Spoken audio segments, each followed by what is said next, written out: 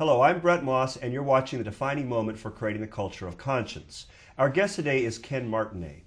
Ken Martinet is president and CEO of Catholic Big Brothers Big Sisters of Los Angeles. He served there for the past 12 years. Ken was born and raised in Los Angeles, and he has a bachelor's degree in business from Cal State Los Angeles and a master's degree from Cal State Northridge. Ken has been married for 47 years, and he's raised 3 daughters and has 8 grandchildren. Ken Martinet, welcome to the Defining Moment. It's really a pleasure for me to welcome you here to our studio today. Thank you, Bret. It's a pleasure to be here. Thanks for coming. Our topic today is mentoring children of prison inmates. And I'd like to begin by asking you to share a defining moment from your own life, which has influenced you in becoming who you are today, Ken. Well, I can harken back to a time when my daughter was in college. She was at Loyola Marymount University, and she'd been sickly all her life. And in her senior year, she had taken a class on death and dying. And it was in the midst of her taking that course that we discovered that she had cystic fibrosis, which is it's a disease that is genetic. So she had it all her life. And yet she was very, very stalwart in the midst of finding that out. At least it was an answer to a lot of things that had occurred to her over her life. But in that process, she decided that not only was she glad to find out what was wrong with her, she had devoted herself to help other people. And so she had talked to my wife and myself, who both were pretty involved in ministry ourselves at that time, to go to a hospice training, and all 3 of us became hospice volunteers. So I think at that point we decided that it was not accepting ministry, but it was giving ministry that was more important in our lives. And so all 3 of us had done that, helping people through the dying process. And it's amazing how that teaches you to be helpful to those who are living. It changes your whole perspective.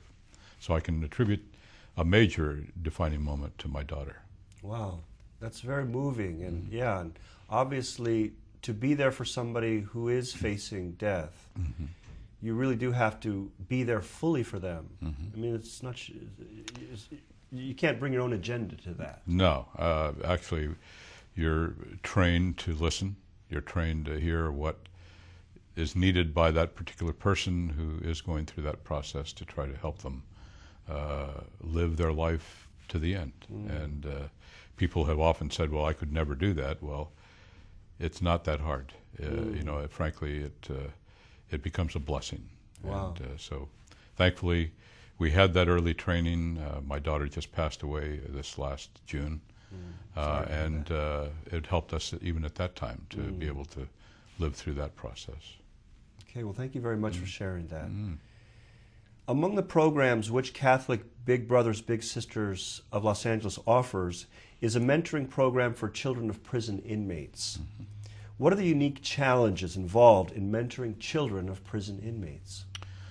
Well, first of all, the thing that attracted us to this is that mentoring is a modality of care for kids, especially, that helps. It brings so many miraculous occurrences just by the process of developing a friendship between an older person and a younger person. And in this case, these children are even more needy than the ones that we had been dealing with. And we had focused, frankly, on children of women prisoners, because mothers, if they're in prison, their child really has nobody in their life. Often the father is non-existent in the family unit up to that point, and when the mother's gone, that means there's no parental care. So they're living with a foster parent or a guardian or a grandparent or a sibling or another relative. And so therefore they're not getting good role modeling, most likely. So the chances of their entering the system themselves, some statistical information is that they're 6 to 7 times more likely to end up in the system, into the penal system themselves, if they don't have... So one of the challenges, obviously, is to keep them out of that system. Right, and that's, of course, by providing a mentor, they're more likely to get on the right track. When someone feels, when these children feel like someone is interested in them as a person, then they end up trying to please and to achieve and to try to stay out of trouble. That's statistically and scientifically proven by some analysis of our Big Brother, Big Sister programs. Mentoring works. Mentoring works. Yeah.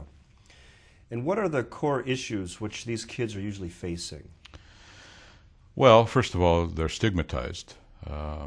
Trying to identify these children has been a real, you asked earlier, what are some of the obstacles, and that is a major obstacle, is that because these children often are not evident to the public, you might say, and in fact, because of confidentiality laws here, especially in California, we're not able to access information to identify who they are. So, and there's good reasons for that, and that is that these children are stigmatized and they're often moved around from place to place and don't have a very stable life. So that's doubly difficult for us to try to match them with a mentor, because we need to find a mentor who can meet with these children, and if they're always on the move, then it's hard to maintain that relationship. Mm-hmm. And aside from the stigmatization, what are some of the other issues? Sure. I'm not a social worker myself, but I just say that they're exposed in that environment to probably the worst examples of what children grow up in. In other words, they're not given positive influences, they're given more negative influences. Their law enforcement is more active in their family life, and there's instability. Their schoolwork is always curtailed in terms of its progress. So there's just a lot of different there may be aspects. Substance abuse issues, definitely, physical abuse issues, and physical abuse, and those are things that we, as an organization, Big Brothers Big Sisters, is very, very cognizant of, and our programs are built around trying to keep children from abuse. Mm-hmm. Mm-hmm. Child safety is very important. Mm-hmm. Okay, very clear. Thank you. So how does mentoring go about producing a positive impact and even in some cases turning their lives around? Well, we like to think that it always turns a child's life around. Mm-hmm. Certainly there are some that are more successful than others, but when we find either an adult, and we have used high school students, that's been the largest source of growth for us, to use high school students as mentors for the younger children. Wow. For several reasons. First of all, it's hard to find adult mentors, especially males. Males are not prone to be nurturing as women are, and don't volunteer as readily. So we're always on a campaign to try to access male volunteers. Once a male volunteers with us, they stay for a long time, longer than the women do, actually. But in order to try to create that sense of giving back, we now have gone to high school students trying to produce future volunteers. I see. So I forget the question now. Excuse me. Sorry. Yeah. How does mentoring go about producing positive impact? Yes. Thank you very much. Yeah. What we do is match that older person, whether it's a high school student or an adult, with the younger person, and we go through a whole series of interviews and background checks for the mentor, and of course we find similarities with the child and try to match them up geographically and interest-wise. And we ask them to spend at least minimum an hour a week for a year. They have to commit for a year, because we've found that unless a relationship can stay together for that long, it's probably not going to be very successful. And they meet with each other. They might talk about homework. They might play board games. They might talk about what's going on in the child's life. It's all child-driven. It's not prescriptive. In other words, it's not me coming in to try to save a child. It's about the child showing a need and us trying to influence, or not influence, but try to work with that need. So it's not a top-down type model No. where you have a program in mind for them. Right. It's more like meeting them where they're at, Right, and exactly. seeing what develops Exactly. from that. That's I think it's biblical about being able to minister to people where they're at in their life, and trying to discern what their needs are and try to help them get through those. And needs. so then, can they do other things sometimes develop then other programs? Yes. Or, Well, we sometimes use coursework. Like for instance, we have homework assistance. That's a way to get to a child in order to start a relationship. But that's not the emphasis. The emphasis is on trying to build a relationship where they trust each other and they become friends. And through that process, a lot of good things happen. It's like magic. Yeah. So that 1 hour minimum a week, that's really kind of the baseline. Right. And they're welcome to spend more time together? It depends. We have several programs. We have what we call a community-based program. And that's not the mentoring children of prisoners concept, although we do have some of those too. But that's where a child is taken out into the community by the big brother or big sister. We've tried to develop the program so that it's site-based or school-based, where volunteers come to a school site or a community site and meet with the child and spend the time there, because some of the areas where these children reside are not very safe, and sometimes the volunteer needs to feel like they're comfortable with what they're doing. Yeah. So, but some of them do take them out in the community. That's another level of background check that we do, because then they're unsupervised. So. Okay, very interesting. Thank you. What is the most effective way that you found to reach the heart and soul of a young person who's already hardened themselves to receiving any kind of caring or love from someone? Well, those who feel like they're not interested in the program, we certainly aren't going to force them to take.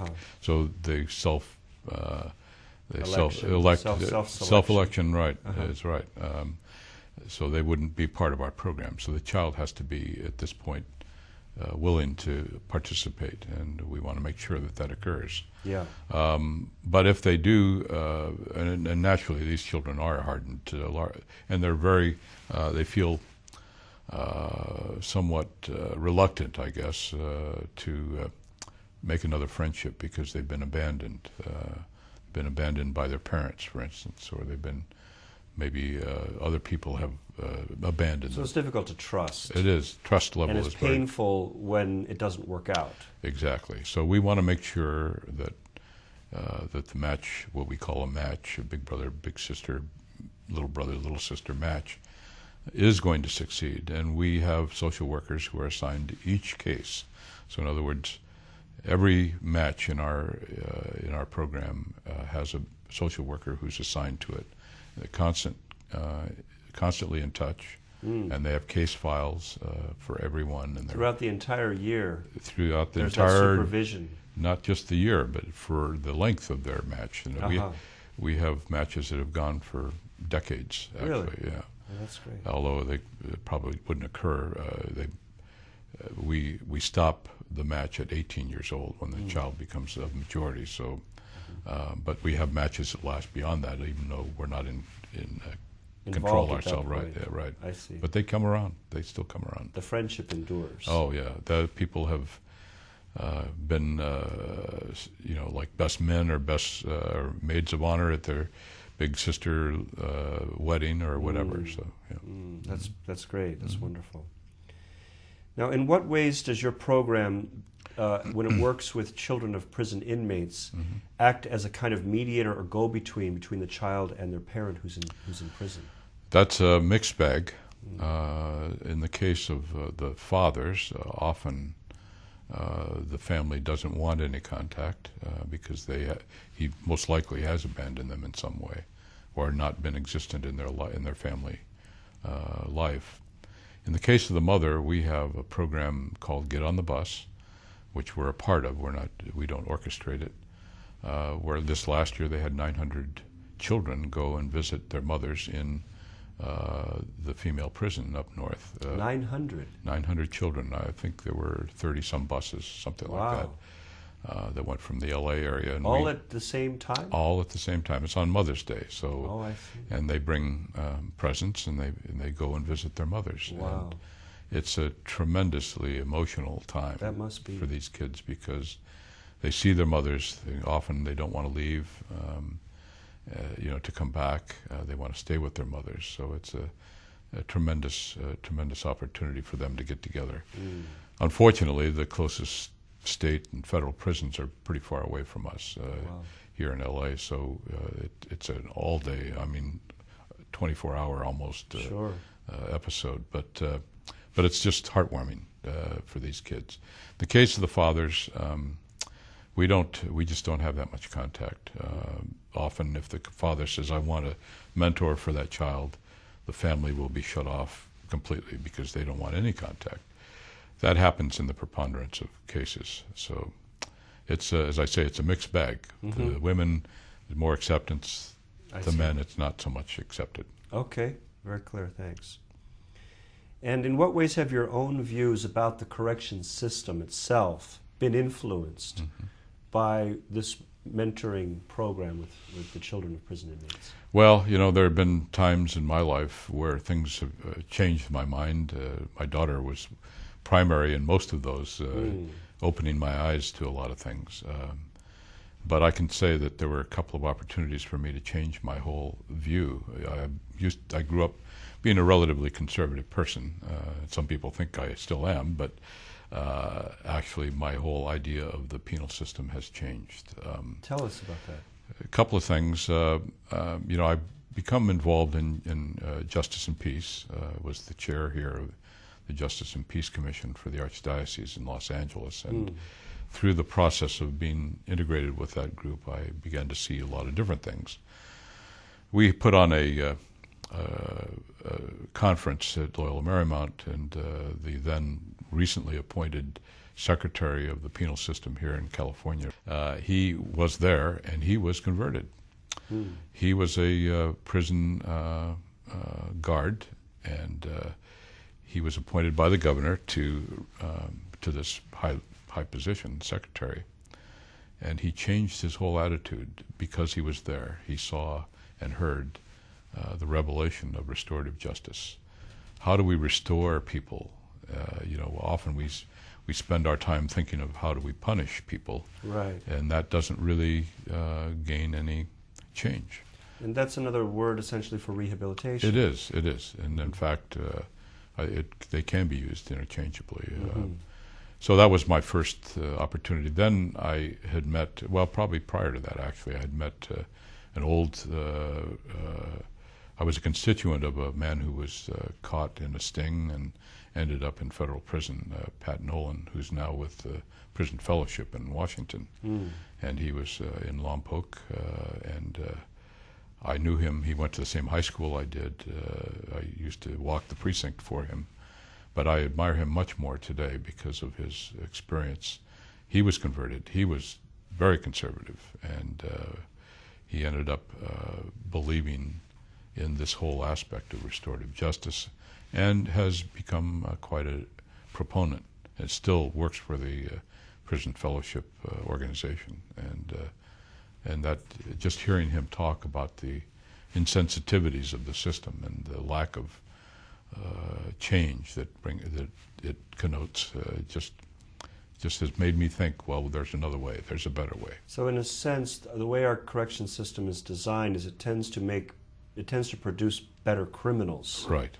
As opposed to rehabilitating people, preparing them to return to society. Right.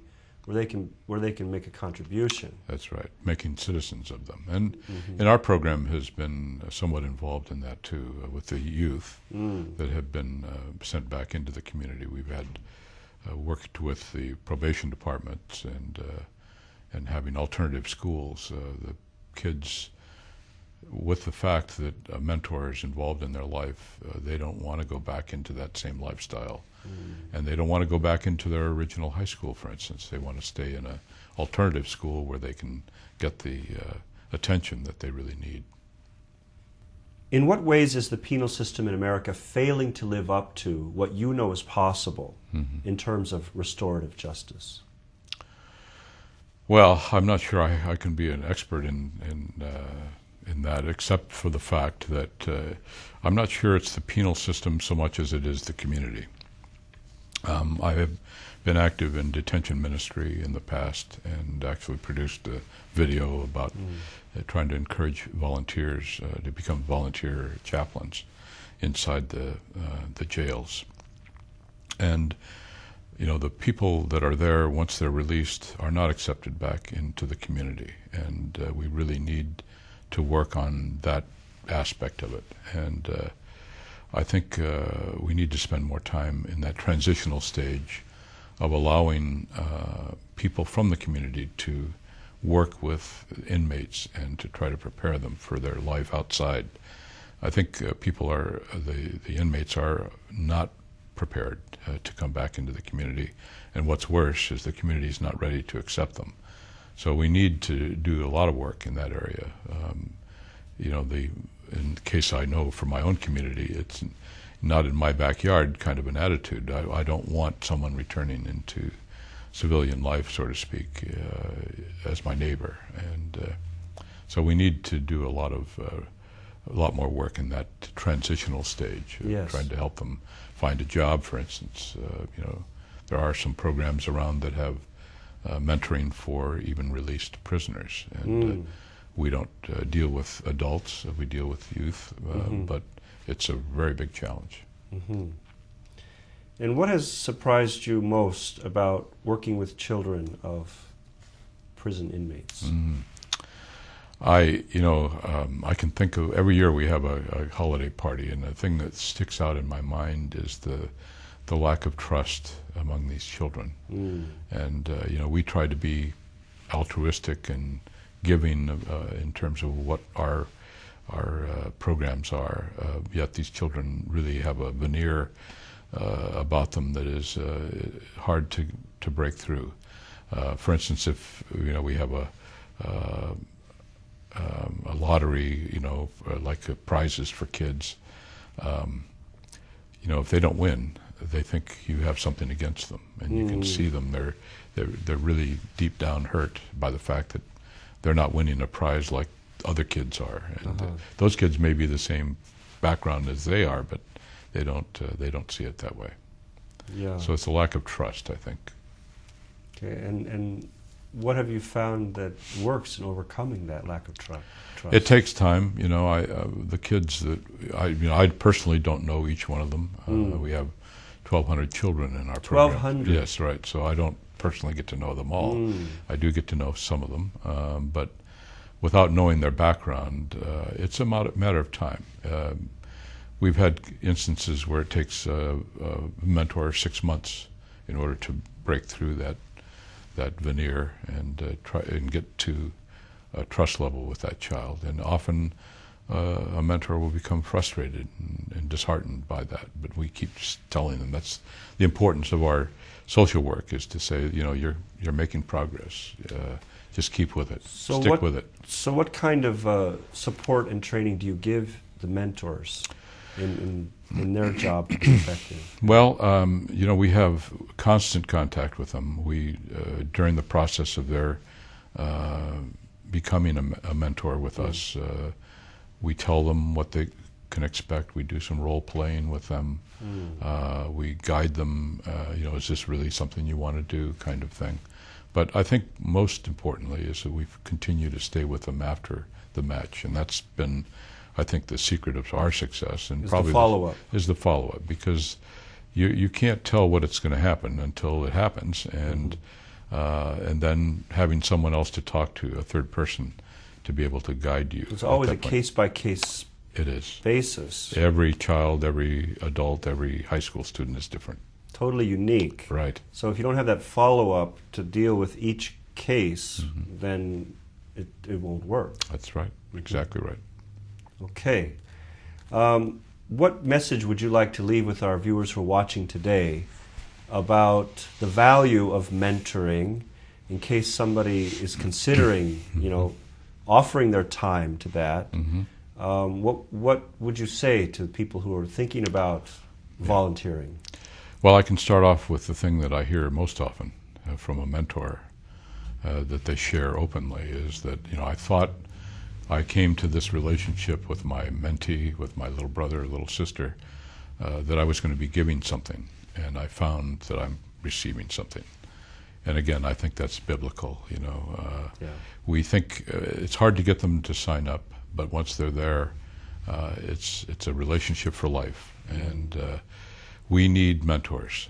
Other than good parenting, being a mentor to a child is just the best thing. Children succeed, they stay off drugs and alcohol, they're less violent. I mean, all the good things happen when they have a person who is interested in their life. Yeah, so it's very rewarding. It is, very much. And there's no price for that. It's priceless. It's priceless, exactly, to steal an ad. Okay. Yeah. Well, Ken, thank you so much for being our guest today on The Defining Moment. I really appreciate you sharing from your experience and really opening our eyes to the world of mentoring. Thank you very much, Brent, for having me. It's been a pleasure having you. Thanks. You've been watching The Defining Moment for creating the culture of conscience. You can find us on the internet at www.definingmoment.tv. Thanks for watching and have a great day.